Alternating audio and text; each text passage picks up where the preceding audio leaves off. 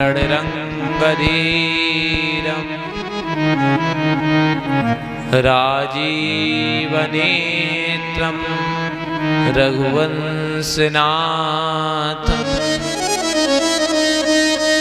कारुण्यरूपम करुणाकरंतम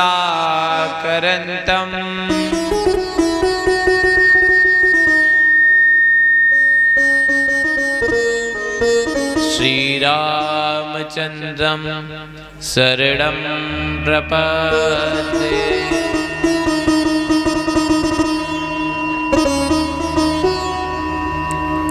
जय जय श्री राधारमण, जय जय नवल किशोर, जय गोपी चित चोर प्रभु, जय जय माखन चोर।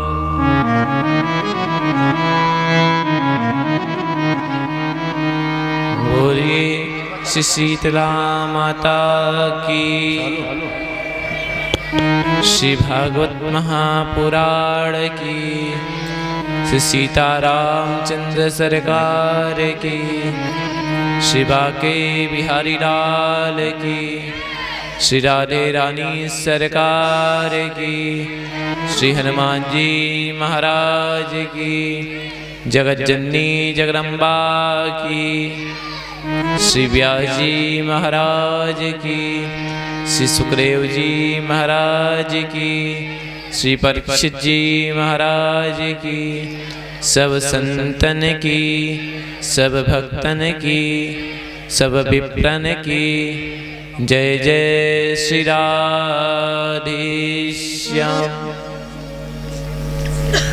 आइए अकारण करुणा वरुणालय श्री वृंदावन के युगल स्वरूप श्री राधा कृष्ण की अकारण हेत की करुणा कृपा के फल स्वरूप इस पावन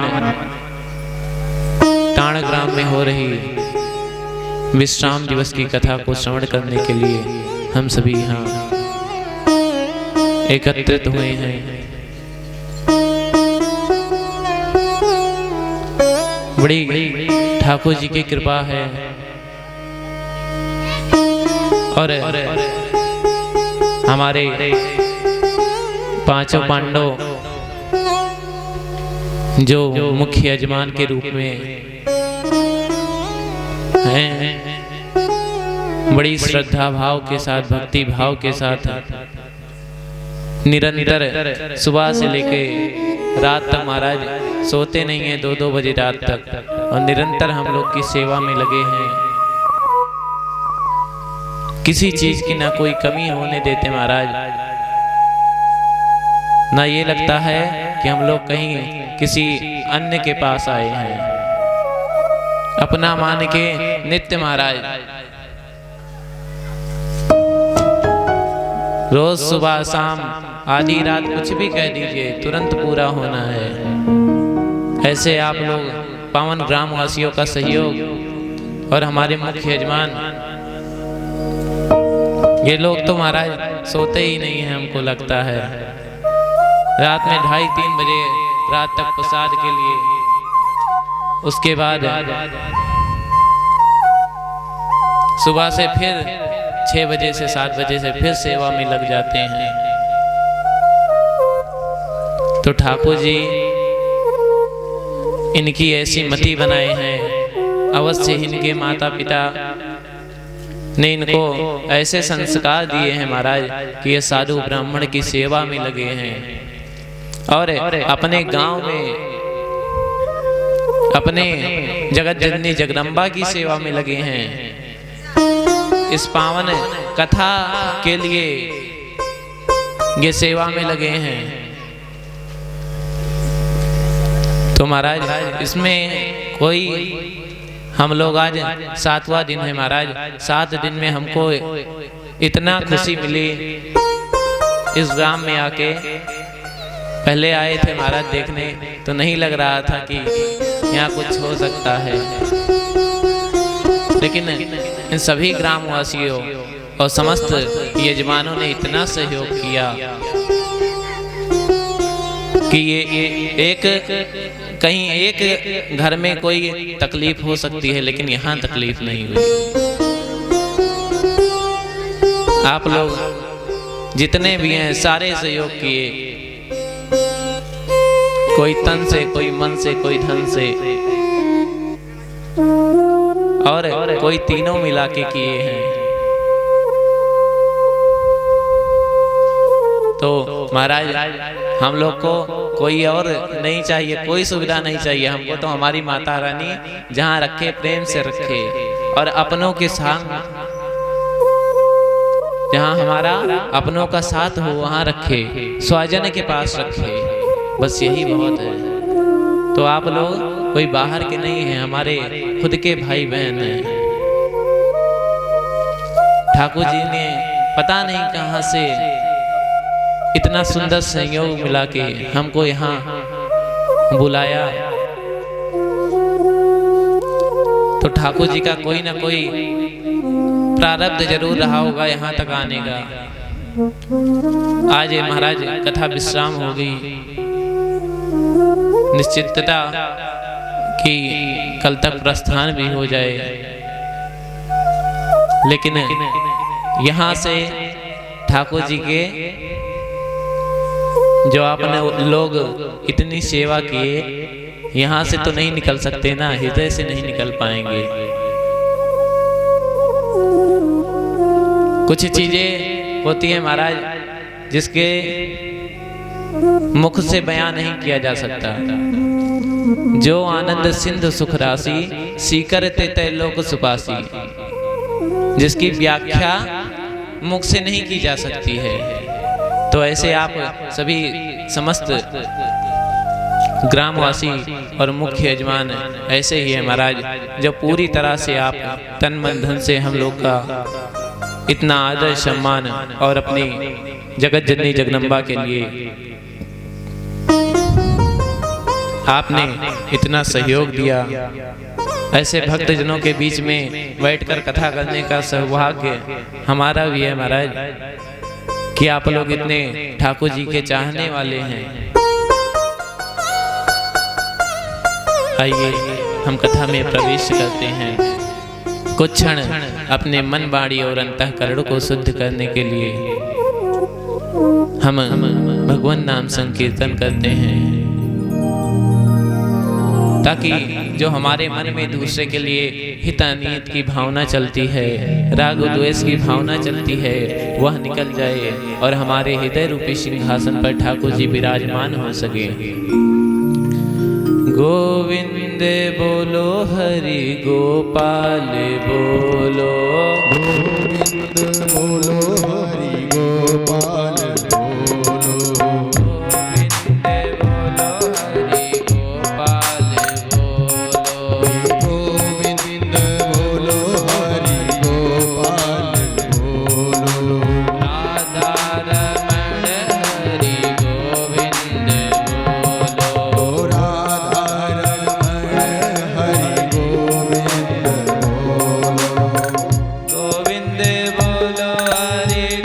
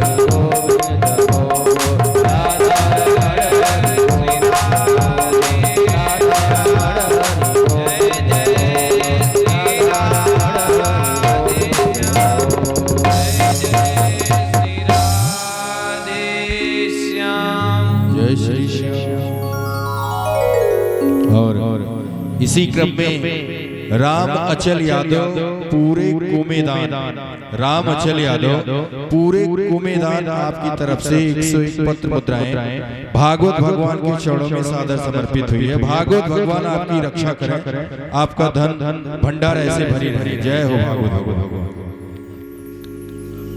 हमने कल पावन ठाकुर जी के प्रथम विवाह रुक्मणी विवाह की सुंदर कथा श्रवण की। आज हमारे परम प्रिय सखा अनुपम दास जी अयोध्या हनुमानगढ़ी से आए हैं। एक बार सभी लोग ताली बजा के इनका स्वागत करेंगे। सभी विप्र देवताओं के चरणों में प्रणाम करते हुए सभी भक्तजनों के प्रेम से सीताराम करते हुए आज की कथा में प्रवेश करते हैं। कामास्तु वासुदेवांशो दग्धः प्रागारुद्धमन्युना देहोपत्ते भूयस्तमेष प्रपद्यत। श्री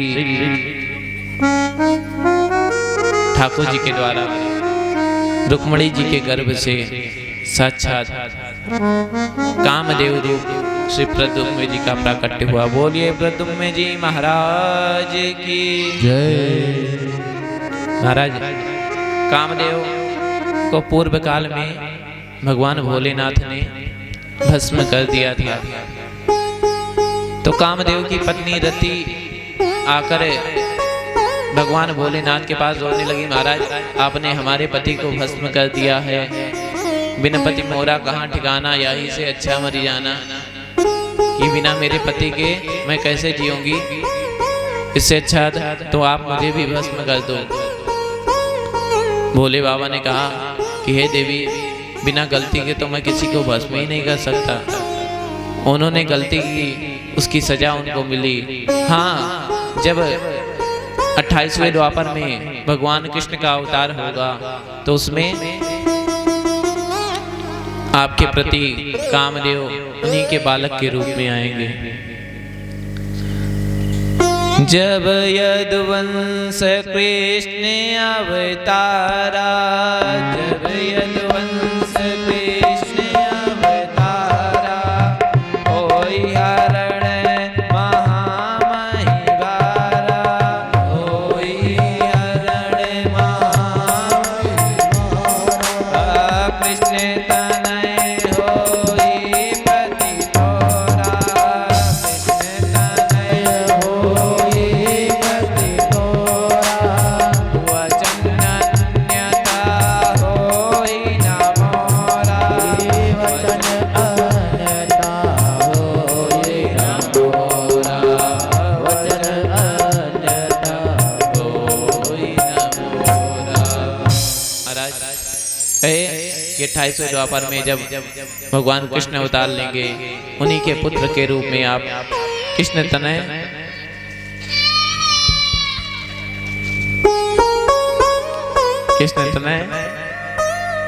होई पति तोरा कि भगवान के पुत्र के रूप में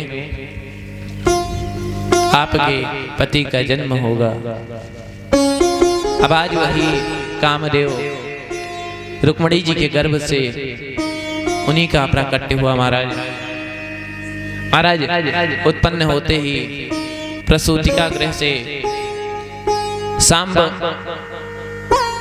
सांबर नामक दैत्य 9वें दिन श्री प्रद्युम्न जी को उठा ले गया। महाराज उठा ले गया, तुरंत ही प्रद्युम्न जी को मार देना चाहता था, लेकिन नारद जी आए। नारद जी ने कहा, अरे सांबर तुझे इतना नहीं पता, ये छोटा सा बालक है, इसको छोड़ दे। सांबर ने कहा, महाराज अगर मैंने छोड़ा तो यही मुझे मारेगा।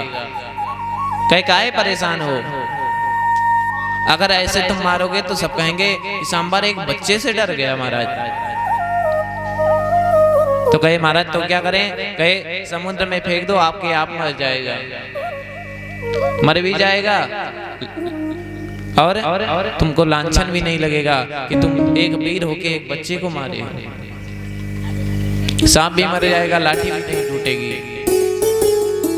महाराज तुरंत सांबर मान गया और ले जाके प्रद्युम्न जी को समुद्र में डाल दिया। समुद्र में जैसे ही सांबर ने प्रद्युम्न जी को डाला, एक मछली प्रद्युम्न जी को निकल गई। अब महाराज वही मछली सांबर के मछुआरे वही मछली को पकड़ के लेके आए और पाकशाला में उसका पेट चीरा गया। तो प्रद्युम्न जी उसमें हंसते खेलते हुए निकले। महाराज पाकशाला में कामदेव जी की पत्नी रति मायावती के रूप में कार्य करती थी। उनको पहले से पता था कि महाराज यही मेरे पति आएंगे। अब रति तुरंत अपने पति को देखी, पहचान गई, ये तो हमारे कामदेव हैं। महाराज तुरंत ही रसायन विद्या के माध्यम से अपने पति को बड़ा किया। महाराज रति अपने पति को काम के रूप में देखी तो प्रद्युम्न जी ने कहा कि आप तो मेरी माता के समान हैं, आप हमको इस भाव से क्यों देख रही हैं? तब रति जी ने कहा, भगवान नारायण सुतः संबरेणाहतो गृहात् अहम ते धिकृतं पत्नी रति कामो भवान प्रभु। कि मैं आपकी पत्नी रति और आप स्वयं ठाकुर जी के पुत्र हैं। महाराज सांबर आपको उठा के लाया और आप ऐसे पूरी व्यथा बताई कि आप मछली के पेट से निकले और मैंने आपको बड़ा किया। महाराज संबरासुर को तुरंत प्रद्युम्न जी ने ललकारा और खेल ही खेल में उसका वध कर दिया। बोलिए सूर्यकंदन भगवान की जय।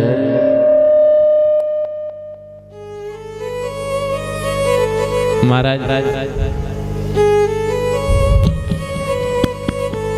श्री प्रद्युम्न जी महाराज अपने पत्नी रति को लेकर द्वारिका पहुंचे।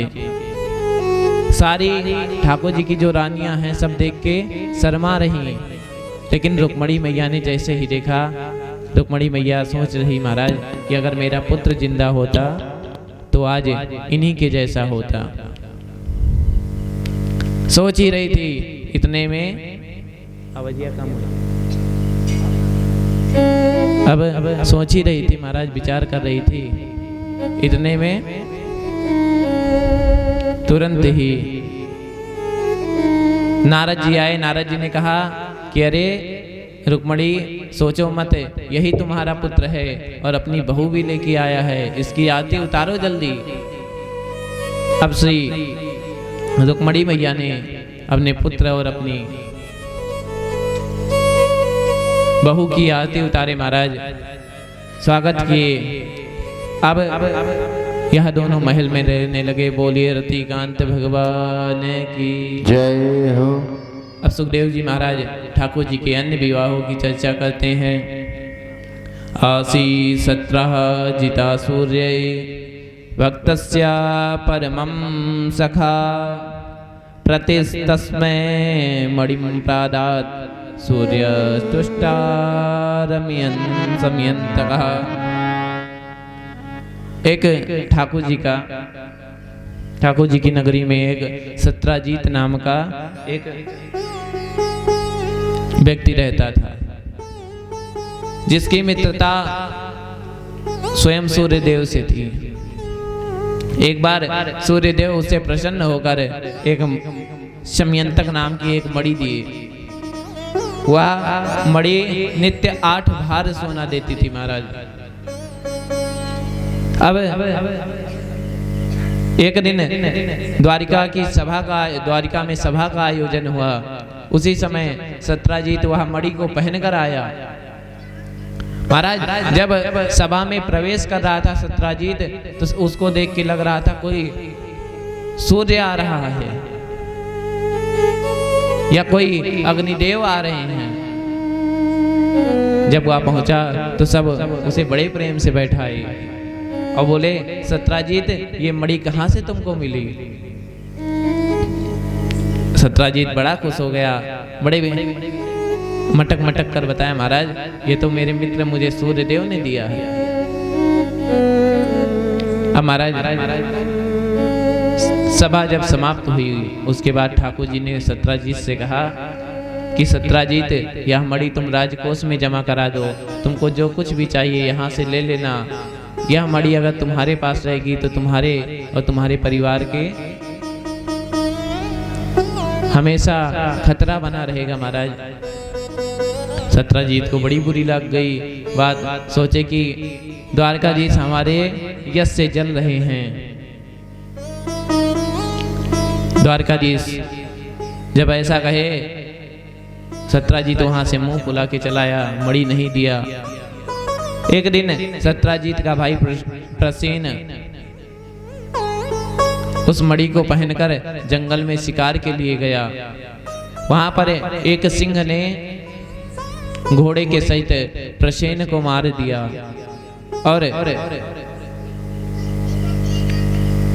वह मणि लेकर चला गया। महाराज कुछ दूर वह सिंह पहुंचा, इतने में एक भालू वृक्ष उस सिंह को मार दिया और मणि लेकर वह भालू चला गया। वृक्ष अपनी गुफा में चला गया। महाराज जब सबने प्रसेन को काफी समय तक लौटा ना पाया, सबने कहा कि महाराज प्रसेन कहाँ गया? सत्राजीत अपने भाई को ढूंढ रहा, जब कहीं नहीं मिला तो द्वारिकाधीश के ऊपर ही कलंक लग गया। सबसे कहने लगा कि सत्राजीत सबसे कहता कि द्वारिकाधीश को मणि चाहिए थी, इसलिए मेरे भाई को मार के मणि खुद ही रख लिए। महाराज बात होते होते जब ठाकुर जी के पास पहुंची तो ठाकुर जी अपने गढ़ों के साथ, अपने सैनिकों के साथ प्रसेन को खोजने निकले।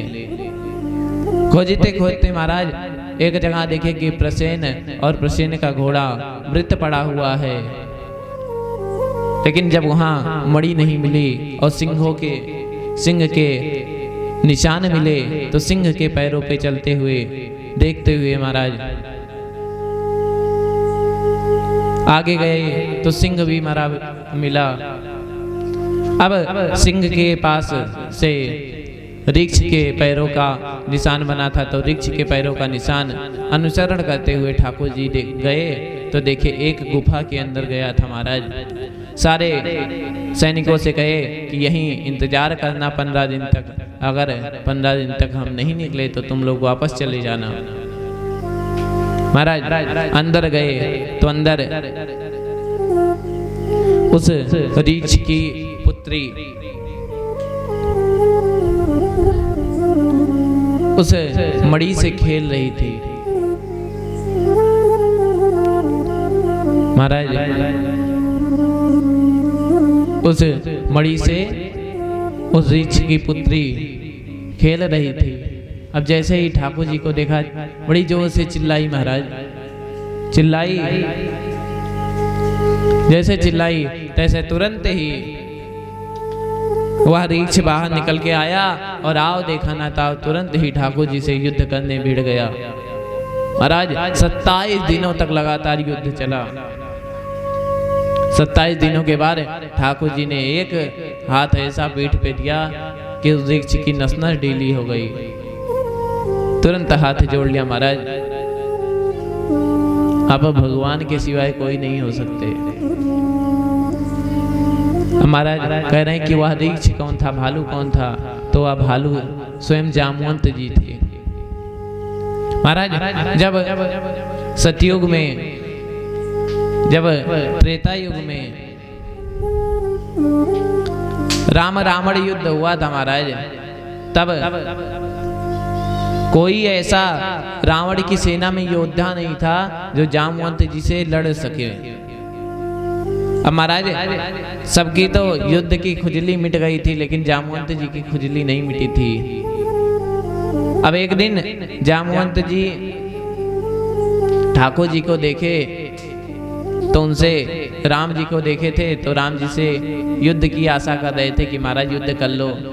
लेकिन उस समय जामवंत जी और ठाकुर जी दास और सेवक की भूमिका में थे,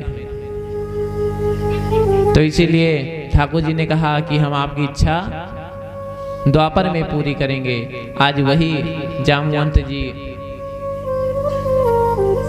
ठाकुर जी ने जामवंत जी की इच्छा पूरी की। कहे महाराज आप यहाँ कहाँ से? कहे इस मणि को लिए, इसी मणि की वजह से हमको कलंक लगा है महाराज, यही मणि लेने आए। कहे महाराज मणि तो मिलेगी, लेकिन मणि ऐसे नहीं मिलेगी। कहे तब कैसे मिलेगी? कई मणि मैंने अपनी पुत्री को दे दिया है, और पुत्री से धन वापस नहीं लेना चाहिए, तो एक ही उपाय है महाराज कि आप हमारी पुत्री से विवाह करिए, तो आपको दहेज के रूप में मणि मिल जाएगी। महाराज जामवंत जी के कहने पे ठाकुर जी ने जामवती जी को स्वीकार किया है। इस प्रकार उनका दूसरा विवाह जामवती जी के साथ हुआ। बोलिए जामवती वल्लभ भगवान की जय। अब श्री ठाकुर जी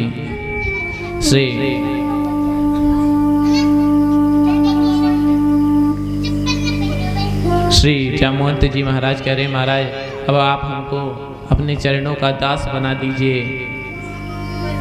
और अपने चरणों में ही रखिए। करे मुझे दास बना कर रख लेना भगवान तुम अपने चरणों में। मुझे दास बना कर रख लेना भगवान तू अपने चरणों में।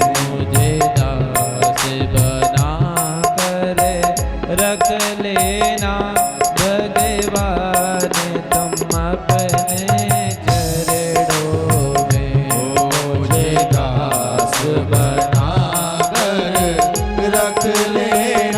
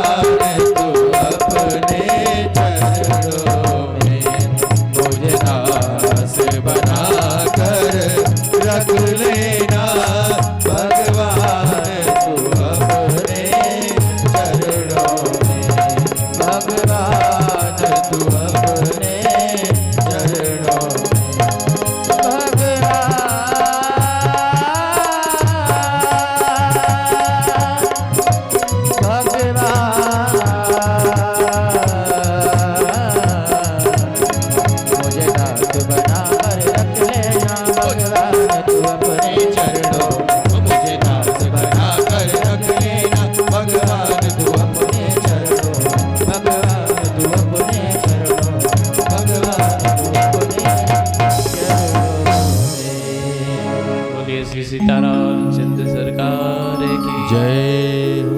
महाराज श्री जामवंत जी को अपने चरणों में स्थान दी ठाकुर जी। अब ठाकुर जी के तीसरे विवाह की चर्चा आती है। महाराज जब जामवंती जी को लेकर और मणि को लेकर ठाकुर जी द्वारिका आए और द्वारिका में आकर वह मणि सत्राजीत को वापस किए। अब चारों तरफ महाराज सत्राजीत की बदनामी होने लगी कि तुमने द्वारिकाधीश पे लांछन लगाया, महाराज कलंक लगाया। चारों तरफ सत्राजीत की बुराई होने लगी, जहां जाता महाराज सब उसके पीछे पड़ जाते। अब उसके पास एक ही उपाय बचा, कहा महाराज अपनी पुत्री सत्या का विवाह इनके साथ कर दूंगा, तब सब मुझे शांति से रहने देंगे। महाराज अपनी पुत्री सत्यभामा का विवाह ठाकुर जी के साथ करने के लिए गया कि महाराज सत्यभामा को आप स्वीकार करिए। महाराज सत्यभामा को ठाकुर जी ने स्वीकार किया, किंतु विवाह के बाद सत्राजीत ने मणि दी तो ठाकुर जी ने मणि स्वीकार नहीं की। इस प्रकार ठाकुर जी का तीसरा विवाह हुआ। बोले सत्यभामा वल्लभ भगवान की जय हो। महाराज जब सत्यभामा जी का विवाह हो गया तो सत्राजीत पहले सत्यधन्ना से कहा था कि महाराज मैं अपनी पुत्री का विवाह तुमसे करूंगा। अब जब ठाकुर जी के साथ अपनी पुत्री का विवाह किया तो सत्यधन्वा को महाराज बड़ा बुरा लगा। वह क्रोध जी के पास गया, अपने दिल की बात बताई। महाराज दोनों लोग रात में गए, अक्रोध जी और सद्धनवा, और सत्राजीत को मार दिया।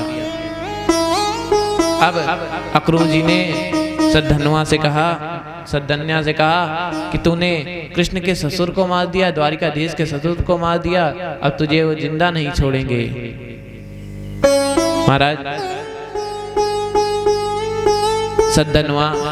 सद्धन्या भाग गया। महाराज अब जब सद्धन्या भागा तो अक्रोध जी उस मणि को ले लिए। महाराज मणि लेकर अक्रोध जी भी निकल गए वहां से। अब जब महाराज सत्यभामा जी के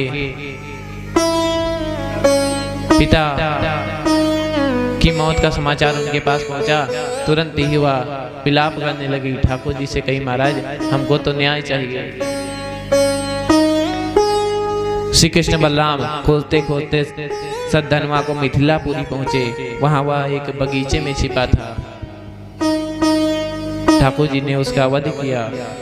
अब जब महाराज उसके पास मणि नहीं मिली तब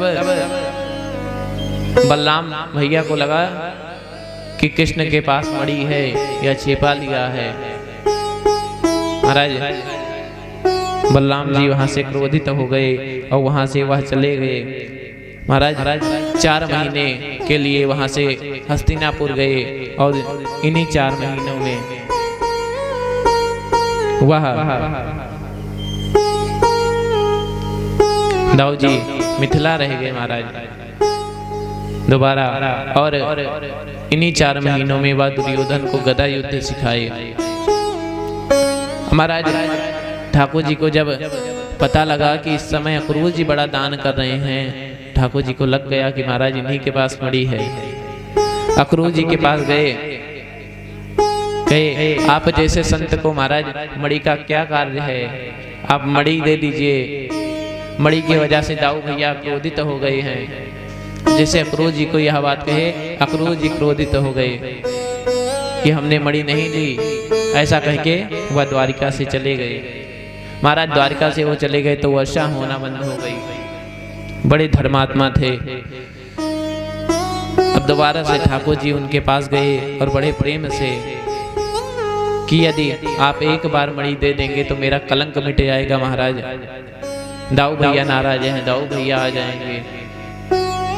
अक्रूर जी दोबारा से मणि दे दिए और वापस द्वारिका आ गए। अब जब मणि को राजकोष में जमा कराया गया, दाऊ जी को पता लगा। दाऊ जी ने सोचा कि मैंने कन्हैया पर झूठा शक किया, महाराज आरोप लगाया, बड़ी ग्लानि हुई। महाराज दाऊ भैया द्वारिका लौट आए। महाराज इस मणि की वजह से ठाकुर जी पे दो बार कलंक लगा। या समयंतक मणि की कथा जो श्रद्धा पूर्वक सुनता है उसके माथे पर लगा हुआ कलंक का टीका मिट जाता है। महाराज ठाकुर जी ने चतुर्थी के चांद का दर्शन किया था, इसीलिए तब से कहा जाता महाराज भाद्रपद शुक्ल चतुर्थी के चांद का दर्शन नहीं करना चाहिए।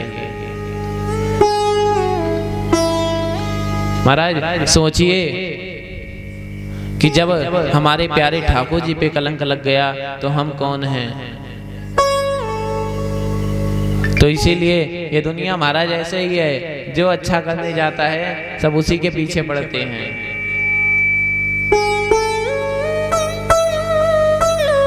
थोड़ा कहते हैं कि यह दुनिया उसी के पीछे पड़ती है जो अच्छा करना चाहता है। बाकी ये नहीं कोई देखता कि कितनी मेहनत कर रहे हैं, कौन क्या कर रहा है, बस उसके पीछे पड़ेंगे और टांग पीछे खींचेंगे कि तू ऊपर ना चढ़, तू तो नीचे आ। और किसी भी प्रकार से उसको कलंकित करने का प्रयास करेंगे। लेकिन महाराज हमारे ठाकुर जी इसके साथ हैं, उसको कोई कलंकित नहीं कर सकता। आप निस्वार्थ भाव से ठाकुर जी की सेवा करिए, उनका भजन करिए। जो विप्र ब्राह्मण आए, साधु आए, उनकी सेवा करिए।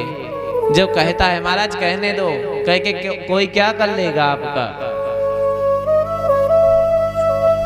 कोई कह के आपका कुछ कर नहीं सकता है। जब तक हमारे प्यारे हमारे ठाकुर जी आपके साथ हैं, जब तक जगत जननी जगदम्बा हमारे साथ हैं, तब तक कोई कुछ नहीं कर सकता। जो कह रहा है महाराज वो उसे कहने दीजिए, वो अपने मन से पूछे महाराज कि हमने क्या किया है। हमारे इतने ग्रामवासी मिलके इस कथा को सहयोगी करके इतना सुंदर सफल बना रहे हैं। महाराज कथा में भी विघ्न करने वाले बहुत आ जाते हैं। अब महाराज ठाकुर जी के आगे विवाह की चर्चा आती है। अहम देवस्य सविता दुहिता पतिमिच्छति विष्णु वरेण्यं वरदं तपः परमस्थितः।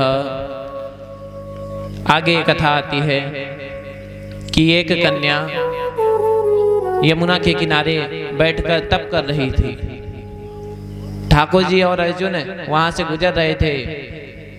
ठाकुर जी ने कहा, हे अर्जुन जाओ इससे पूछो कि यह कन्या कौन है। अर्जुन गए और पूछे कि हे देवी आप कौन हैं। उस कन्या ने कहा कि मैं सूर्य देव की पुत्री यमुना हूँ और मैं स्वयं ठाकुर जी को पति के रूप में पाने के लिए तपस्या कर रही हूँ। अर्जुन ने कहा ठाकुर जी को प्राप्त करने के लिए तपस्या ना करो, ठाकुर जी तो आपके सामने हैं। अबे भगवान आए, अब भगवान के साथ यमुना मैया का चतुर्थ विवाह संपन्न हुआ। बोलिए श्याम सुंदर यमुने महारानी की। अब आगे अवंतीपुर की एक राजकुमारी मित्रविंदा थी।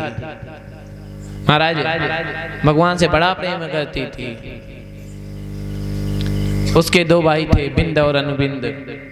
इनका विवाह दुर्योधन से करना चाहते थे। ठाकुर जी इनका स्वयंवर रखे, पहले भगवान स्वयंवर में पहुंचे और देखते ही देखते मित्रविंदा को सबके सामने हरण के हरण करके द्वारकापुरी ले आए और उनके साथ अपना 5वां विवाह ठाकुर जी ने संपन्न कराया। बोलिए मित्रवृंदा वल्लभ भगवान की जय हो। कौशल देश के एक राजा नग्नजीत थे। उनकी एक कन्या थी जिसका नाम सत्या था। नग्नजीत राजा का नाम था, तो कुछ लोग उसे नग्नजीती भी कहते थे। महाराज उनके पास 7 ऐसे बैल थे जिनको कोई बस में नहीं कर सकता था, और राजा ने संकल्प लिया था कि एक बार में जब 7 बैल को कोई बस में कर लेगा तो उसी के साथ अपनी पुत्री का विवाह करेंगे। महाराज जो कोई बस में करने आता बैल उसको मार देते। होते होते महाराज जब परेशान हो गया तब ठाकुर जी का स्मरण किया। ठाकुर जी आए और एक बार में 7 स्वरूप लेके 7 बैल को नाद करके एक साथ नाद दिए। अब महाराज ठाकुर जी सत्या के साथ 6वां विवाह किए। बोलिए सत्या वल्लभ भगवान की जय हो। और इसी क्रम में राम प्रकाश यादव टाण आपकी तरफ से 51 पत्र मुद्राएं श्री भागवत भगवान के चरणों में सादर समर्पित हुई हैं। भागवत भगवान आपकी रक्षा करें। राम प्रकाश यादव टाण। महाराज कई देश की एक राजकुमारी भद्रा थी। ये भगवान से प्रेम करती थी, किंतु इनके भाई और पिता इनका विवाह कहीं और करना चाहते थे। महाराज जब पता लगा किया कृष्ण जी से प्रेम करती है, कहीं प्रेम से कर दो महाराज, नहीं तो आएंगे भगा के लेके जाएंगे, नाक और कट जाएगी। तो भगवान का यह 7वां विवाह संपन्न हुआ। बोलिए भद्रा वल्लभ भगवान की जय हो। महाराज ठाकुर जी का 8वां विवाह मध्य देश की एक राजकुमारी लक्ष्मणा थी। इनके स्वयंवर में मत्स्य भेदन का स्वयंवर रखा गया।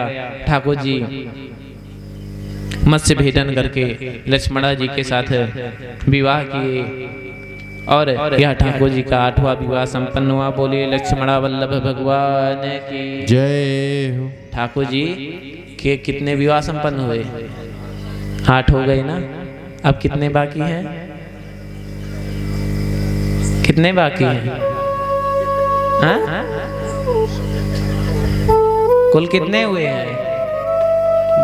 हाँ? पता है? नहीं पता? बताओ, किसी को पता है नहीं ठाकुर जी के विवाह कितने हुए हैं? 16,100। बताओ महाराज, अपने आप को कैसे यादव कह रहे हो? ठाकुर जी का चरित्र ही नहीं पता है। महाराज 8 तो हो गए, 16,100 बाकी हैं। अब ये ठाकुर जी की जो थी ये 8 पट रानियां थी। अब एक दिन द्वारिका की सभा में इंद्र आए। इंद्र ने निवेदन किया, महाराज प्राग ज्योतिषपुर का एक शासक है भौमासुर, जो अनेक बालिकाओं को बंदी बना रखा है महाराज, और माता दिति के कुंडल और हमारा छत्र भी वह लेके गया है। हे प्रभु, आप उन कन्याओं को मुक्त कराइए और माता दिति के कुंडल और हमारा छत्र आप लेके आके हमको प्रदान करिए। ठाकुर जी महाराज गरुड़ पे सवार होकर सत्यभामा जी के साथ प्राग ज्योतिषपुर पहुंचे। एक एक करके जितना सुरक्षा घेरा था महाराज, सबको नष्ट करते हुए आगे पहुंचे। महाराज अब भौमासुर के साथ ठाकुर जी युद्ध शुरू किए। महाराज वो तो युद्ध कर रहा, ठाकुर जी खेल रहे हैं, कभी इधर कभी उधर, कभी इधर कभी उधर। अब एक बाण महाराज सत्यभामा जी के पास आया और सत्यभामा जी को लग गया। सत्यभामा जी खींच गई, अरे महाराज तुम इसको मारते क्यों नहीं हो, कब से खेल रहे हो इसके साथ। ठाकुर जी ने कहा कि देवी मैं यही चाहता था कि आप कह दो। क्योंकि जो भौमासुर है वह भूमि का पुत्र है। भौमासुर भूमि का पुत्र है और भूमि ने ठाकुर जी से वचन लिया था महाराज कि जब तक मैं ना कहूं तब तक मेरे पुत्र की आप वध नहीं करोगे मेरे पुत्र का। और श्री सत्यभामा जी भूमि का ही रूप हैं। तो जैसे ही महाराज सत्यभामा जी ने कहा कि महाराज मारो इसे, तुरंत ठाकुर जी एक ही बार में उसका गोविंदाय नमो नमः कर दिए। बोलिए शून्य कंदन भगवान की जय हो। महाराज अब 16,100 कन्याएं ठाकुर जी उनको कैद से मुक्त किए। कहे जाओ महाराज अपने अपने घर जाओ। कन्याओं ने कहा महाराज कहाँ जाएं, हमको कौन अपनाएगा? अरे हमारे माता पिता तो हमको कब का भूल चुके हैं महाराज, जाएंगे तो हमको वो भी नहीं अपनाएंगे। और महाराज चलो कह दिए कि वो अपना भी लिए तो हमारा तो विवाह होने से रहा, कौन अपनाएगा? कि इतने दिन कहाँ थी, कैसे थे? इससे अच्छा तो महाराज हम तो सब एक ही साथ पधार जाएं। ठाकुर जी ने कहा अरे ऐसे कैसे पधार जाओगे, जिसका कोई नहीं उसका हम। चलो पहुंचो द्वारिका, द्वारिका पहुंचो, सबको अपनाएंगे हम। सारी महाराज कन्याएं 16,100 कन्याएं द्वारिका पहुंची। ठाकुर जी सत्यभामा जी के साथ स्वर्ग गए। वहां पर माता दीति के कुंडल और इंद्र का छत्र दिया। वहां पर से सत्यभामा जी को इंद्र का पारिजात वृक्ष अच्छा लगा। वह पारिजात वृक्ष ठाकुर जी लाए और नंदन वन में महाराज वह सत्यभामा जी के आंगन में लाकर पारिजात का वृक्ष लगा दिए। अब इसके बाद ठाकुर जी 16,100 रूप बनाकर ठाकुर जी ने 16,100 विवाह किया। अब इस प्रकार ठाकुर जी के कुल मिला के 16,108 विवाह संपन्न होगा। कितना विवाह हुआ है ठाकुर जी के? 16,108, जिसमें से 8 पटरानी और 16,100 रानी है। हमारा एक दिन ठाकुर जी की इच्छा हुई कि लाओ रुक्मणी जी से विनोद करें। महाराज सारी रानियां तो ठाकुर जी से नाराज हो जाती थी, लेकिन रुक्मणी मैया कभी नाराज नहीं होती थी। आज रुक्मणी मैया को परेशान करने के लिए ठाकुर जी उनसे विनोद कर रहे हैं। कहे कि तुमने मेरा वर्ण गलत कर लिया देवी, ना मैं वीर हूँ ना मैं सुंदर हूँ, मैं तो काला कलूटा सा दिखता हूँ। वीर भी नहीं हूँ, भागता हूँ हमेशा रण छोड़ के, और ना ही मैं योद्धा हूँ, जरासंध से भी मैं भाग गया। ना मैं राजा हूँ, यहाँ के तो राजा उग्रसेन हैं। महाराज कुछ भी नहीं हूँ, अभी भी तुम्हारा रुक्मणी कुछ बिगड़ा नहीं है। जाओ शिशुपाल के साथ विवाह कर लो, वह सुंदर भी है, वीर भी है, राजा भी है, महाराज भी है, सब कुछ है उसके अंदर। महाराज रुक्मणी जी से जैसे इतना विनोद किए, रुक्मणी जी घबरा गई और घबरा के तुरंत मूर्छित होकर गिर पड़ी। ठाकुर जी 4 भुजा धारण करके उनको अपने गोद में उठाए और जल छिड़के महाराज होश में लाए। रुक्मणी जी से बोले अयम ही परमो लाभो गृहेषु गृह मेधि नाम एन्मयते जन्मय नियते यामा प्रियाया भीरुभामिनी। कि अरे गृहस्थ जीवन में हास्य परिहास हास विनोद चलता रहता है देवी, इतनी सी बात में तुम काहे तुरंत मूर्छित होने लग गई। तभी रुक्मणी मैया बोली महाराज आप विनोद नहीं किए, आप तो सत्य बोले हैं। कहे महाराज पहला आपने क्या कहा था कि आप राजा नहीं है ना, ये बताइए कि पूरे त्रिभुवन अखंड मंडलाकार में आपसे बड़ा राजा, आप कोई एक राज्य के राजा थोड़ी ना है, आप तो पूरे अखंड मंडल समस्त विश्व ब्रह्मांड के राजा हैं आप। तो आपके लिए कौन सा शासन? हाँ आपने ये भी कहा था ना कि मैं सुंदर नहीं हूँ।